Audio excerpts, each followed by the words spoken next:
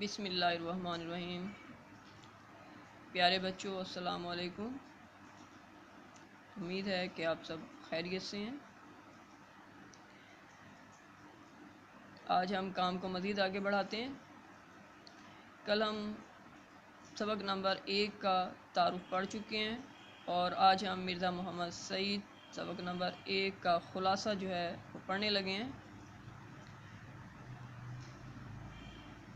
تمام سبق کی عبارت پڑھنے کے بعد خلاصہ اس کا کچھ اس طرح سے ترتیب دیں گے۔ صبح کے اخبارات میں خبر پڑھ کر دل افسردہ ہو گیا کہ آج پروفیسر مرزا محمد سعید کا صوم ہے۔ خاموش زندگی، خاموش موت۔ مرزا صاحب کی علالت مزاج یا مرض الموت کی اطلاع اس سے پہلے کبھی نہ ملی تھی۔ پرسوں ان کا انتقال ہو گیا اور ان کے سینکڑوں چاہنے والوں کو اس سانحہ ارتحال کی خبر تک نہ ہوئی۔ عالم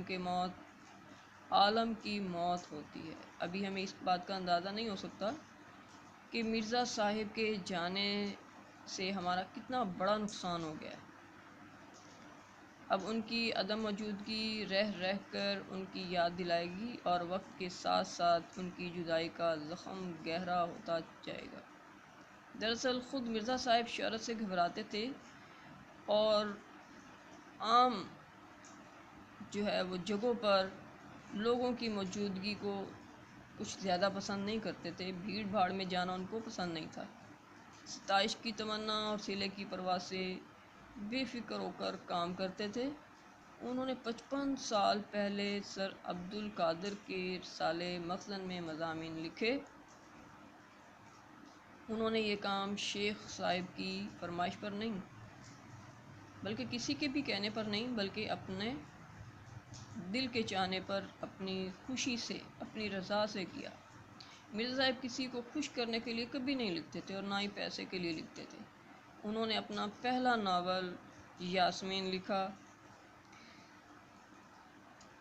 اور ایک شاگرد کو بلا معاوضہ بغیر کسی اجرت کے جو ہے وہ دے دیا۔ دوسرا ناول خواب ہستی بھی بغیر کچھ لیے دیے انہوں نے چھپوا دیا۔ ایک بار ایک پبلشر لاہور سے دلی صرف اس لیے آئے کہ مرزا صاحب سے ناول لے سکیں۔ اس نے مرزا صاحب کو ناول کے لیے 1000 روپے کی پیشکش کی۔ اس وقت 1000 روپے کی رقم بہت بڑی رقم تھی، پیسے کی بہت زیادہ قدر و قیمت تھی۔ مرزا صاحب برہم ہو گئے، کہنے لگے کہ اگر مجھے 5 یا 10 ہزار بھی دو گے تو مجھے یہ منظور نہیں۔ یہ سن کر پبلشر صاحب خاموشی سے لوٹ گئے۔ مرزا صاحب کا یہ ایک کہہ لیں کہ بڑا حوصلے والا کام تھا کہ انہوں نے کبھی پیسے کو کسی طرح سے اہمیت نہیں دی۔ مرزا صاحب ایک علمی کارنامہ یہ بھی ہے کہ اگر اردو کی 100 عمدہ کتابوں کا انتخاب کیا جائے تو ان میں مرزا صاحب کی کتاب مذہب اور باطنیت کو ضرور شامل کرنا ہوگا۔ سر سید سے بھی مرزا صاحب کی عزیز داری مطلب رشتہ داری تھی اور منشی ذکاء اللہ سے بھی ان کی رشتہ داری تھی۔ مرزا صاحب نے موجودہ صدی کے آغاز میں لاہور کے گورنمنٹ کالج میں تعلیم حاصل کی۔ ان کے استادوں میں علامہ اقبال کا نام بھی شامل ہے۔ علامہ اقبال کے بھی یہ شاگرد رہے۔ انگریزی ادبیات میں ایم اے کرنے کے بعد مرزا صاحب نے 1906-07 میں 2 سال کے لیے علی گڑھ کالج میں بھی پڑھایا۔ اس کے بعد گورنمنٹ کالج لاہور میں انگریزی کے پروفیسر رہے۔ پنجاب کے بے شمار اعلیٰ عہدیدار مرزا صاحب کے شاگرد تھے۔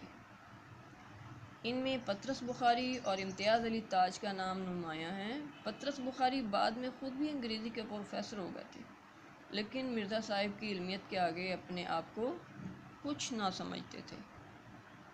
جب پطرس بخاری آل انڈیا ریڈیو کے ڈائریکٹر جنرل بن گئے تھے، انہوں نے مرزا صاحب کو کسی نہ کسی طرح آمادہ کر لیا کہ وہ ریڈیو سے کبھی کبھی تقریر نشر کیا کریں۔ کسی بات پر غلط فہمی پر مرزا صاحب نے پطرس بخاری سے فرمایا کہ تمہیں اصلاح دینے کے بعد مجھے یہ منظور نہیں کہ تمہارے شاگرد مجھے اصلاح دیں۔ پطرس نے اس پر بڑی معذرت کی۔ ایک زمانہ تھا کہ شاعروں اور ادیبوں کا ایک جلسہ ہرما ہوا کرتا تھا، کبھی پطرس کے گھر اور کبھی ڈاکٹر تفسیر کے گھر۔ مرزا صاحب عام طور پر خاموش رہتے تھے۔ ایک بار مرزا صاحب کسی بات کے دوران فیض احمد فیض نے ان کی بات کاٹنا چاہی اور کہنے لگے کہ یہ تو آپ کو معلوم ہوگا کہ رومی تہذیب یونانی تہذیب کے بعد ابھری۔ اتنا کہنا تھا کہ مرزا صاحب جلال میں آ گئے اور کہا، ہاں جی، میں یہ بھی جانتا ہوں اور یہ دیکھا ہے کہ پرانی تہذیبوں کی تاریخ کا ایک دریا اونڈا چلا آتا ہے۔ پطرس دل ہی دل میں خوش ہو رہے تھے کہ دیکھا، اسے کہتے ہیں علم کا سمندر۔ پطرس بخاری نے مرزا صاحب کا جلال ختم کرنے کے لیے چائے کا سامان رکھوانا شروع کر دیا۔ خدا خدا کر کے مرزا صاحب کا جلال رفع ہوا۔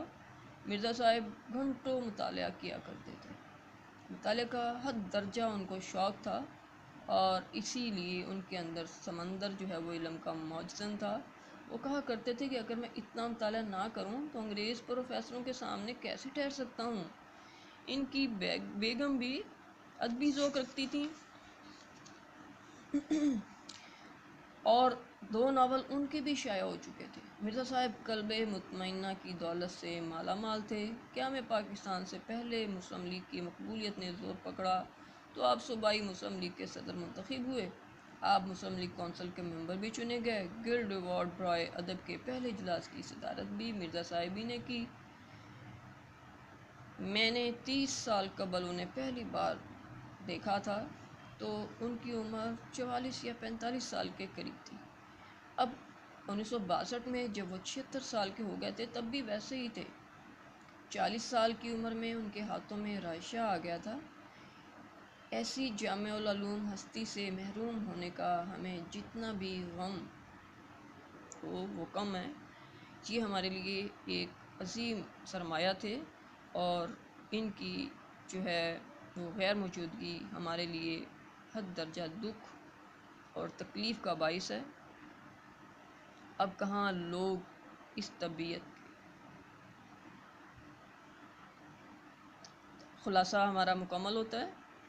یہ مرزا محمد سعید سبق کا خلاصہ جو ہے وہ ہم نے ابھی پڑھا۔ اس کے ساتھ ہی ہم مشقی سوالات جو مختصر جوابات تحریر کرنے ہیں وہ بھی آج کر لیتے ہیں تاکہ ہم اپنے سلیبس کے مطابق جو ہے وہ چلتے رہیں۔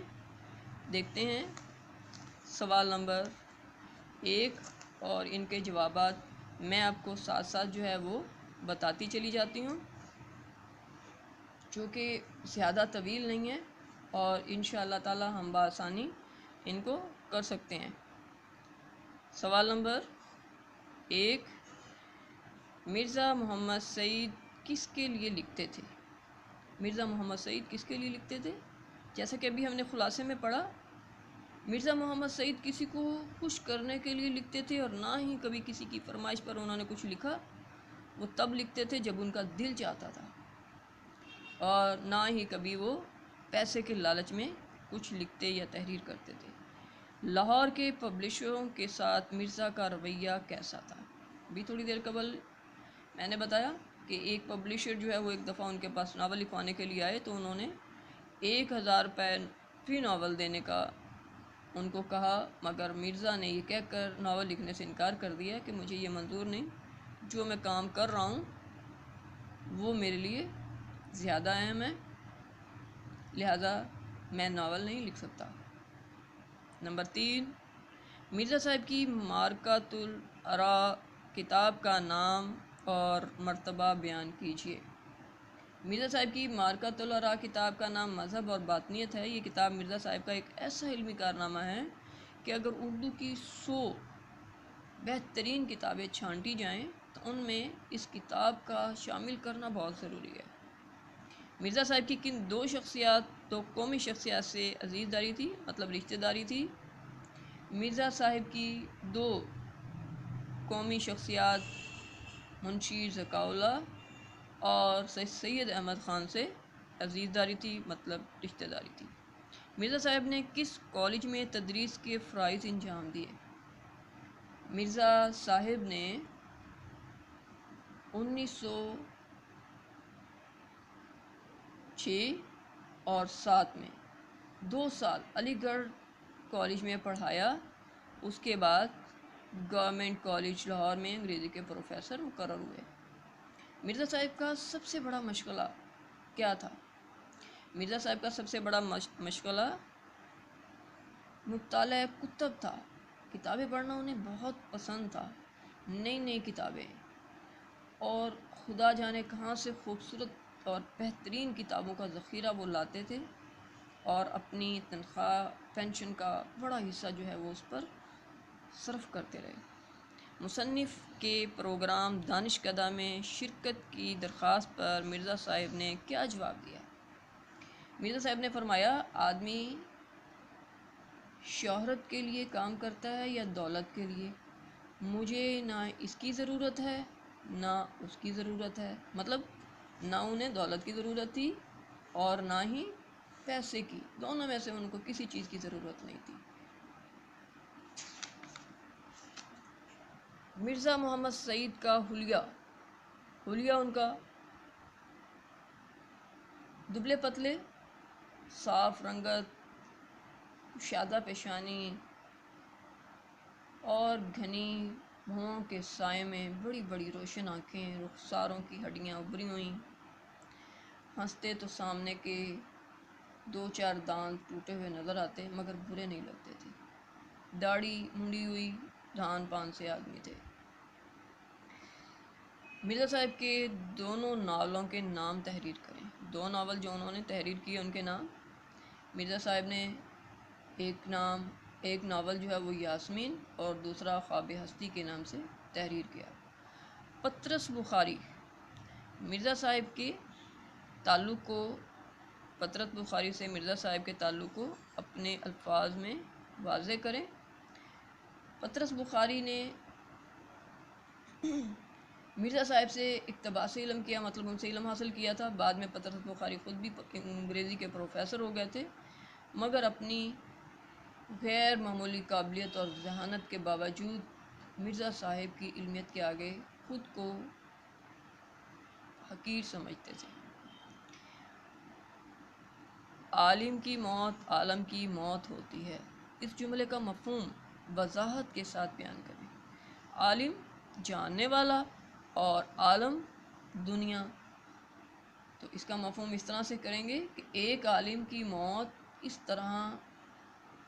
ایک طرح سے اس عہد کی موت ہوتی ہے، یعنی اس کی وفات سے ایک ایسا بڑا نقصان ہوتا ہے کہ جس کو پورا نہیں کیا جا سکتا. آج کے ہمارے کام کا اختتام ہوتا ہے. آج کے لیے اتنا ہی. اللہ تعالیٰ آپ کا حامی و ناصر ہو اور کامیابیاں آپ کا مقدر ٹھہریں. اجازت دیں. اللہ حافظ.